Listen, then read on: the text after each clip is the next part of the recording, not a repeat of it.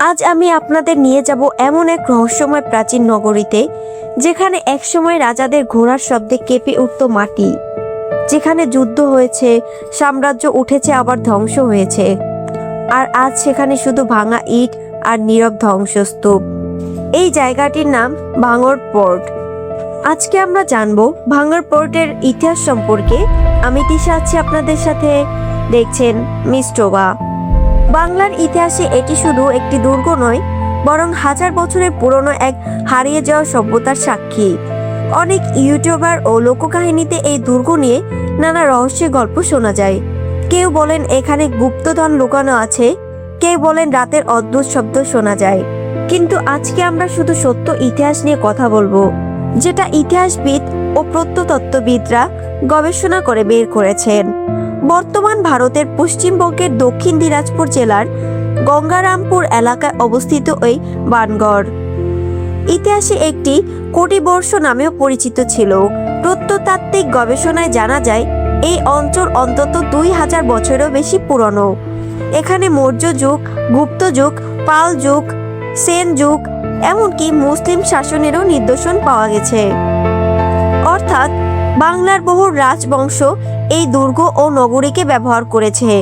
এই কারণেই ইতিহাসবিদরা মনে করেন বাণগড় ছিল উত্তর বাংলার অন্যতম গুরুত্বপূর্ণ প্রশাসনিক ও সামরিক কেন্দ্র।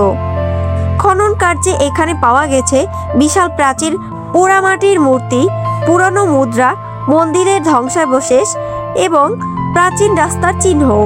এসব দেখে বোঝা যায় এটি শুধু যুদ্ধের দুর্গ ছিল না, এটি ছিল একটি সমৃদ্ধ নগরী।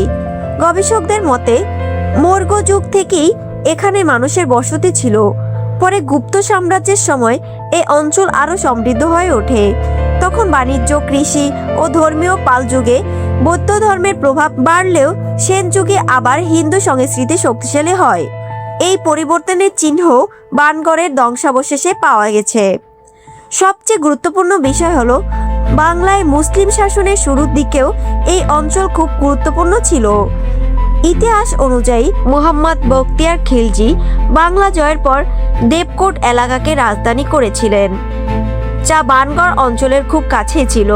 ফলে ধারণা করা হয় এই দুর্গ তখনও সামরিকভাবে ব্যবহৃত হতো।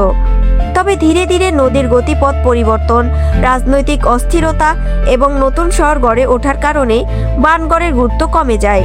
এক সময় সমৃদ্ধ নগরী পরিণত হয় ধ্বংসস্তূপে। আজ সেখানে গেলে দেখা যায় মাটির নিচে চাপা পড়ে থাকা ইতিহাস, ভাঙা দেয়াল আর প্রাচীন ইট যেন এখনো অতীতের গল্প বলে যায়।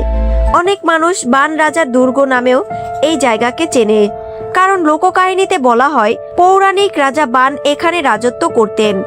কিন্তু ইতিহাসবিদরা এই দাবির নির্ভরযোগ্য প্রমাণ পায়নি, তাই এটাকে ঐতিহাসিক সত্য হিসাবে ধরা হয় না।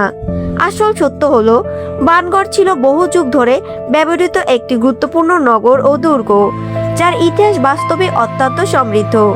1930-এর দশক থেকে এখানে প্রত্নতাত্ত্বিক খনন শুরু হয়। এরপর ধীরে ধীরে বেরিয়ে আসে বহু পুরনো সভ্যতার চিহ্ন। গবেষকরা বলেন বাংলার প্রাচীন নগর সভ্যতা বোঝার জন্য বাণগড় অত্যন্ত গুরুত্বপূর্ণ একটি স্থান। আজও ইতিহাস প্রেমীরা সেখানে যান, কারণ বাণগড় শুধু ভাঙা দুর্গ নয়, এটি বাংলার হারিয়ে যাওয়া অতীতের একটি জীবন্ত স্মৃতি, যে জায়গায় আজ শুধু ঘাস আর নীরবতা। একসময় সেখানে রাজাদের সৈন্যদের হাটত, যুদ্ধের পরিকল্পনা হতো, বাজার বসতো, মন্দিরে ঘণ্টা বাজতো, আর হাজার মানুষের জীবনে ভরপুর ছিল সেই নগরী। সময় সবকিছু বদলে দিয়েছে, কিন্তু ইতিহাস এখনো মাটির নিচে লুকিয়ে রেখে দিয়েছে সেই পুরনো বাংলার গল্প। আর সেই কারণেই বাণগড় আজও ইতিহাস প্রেমীদের কাছে রহস্যময়, আকর্ষণীয় এবং অত্যন্ত গুরুত্বপূর্ণ একটি স্থান। এরকম আরো রোমাঞ্চকর ভিডিও দেখতে মিস্টোবার সাথেই থাকুন।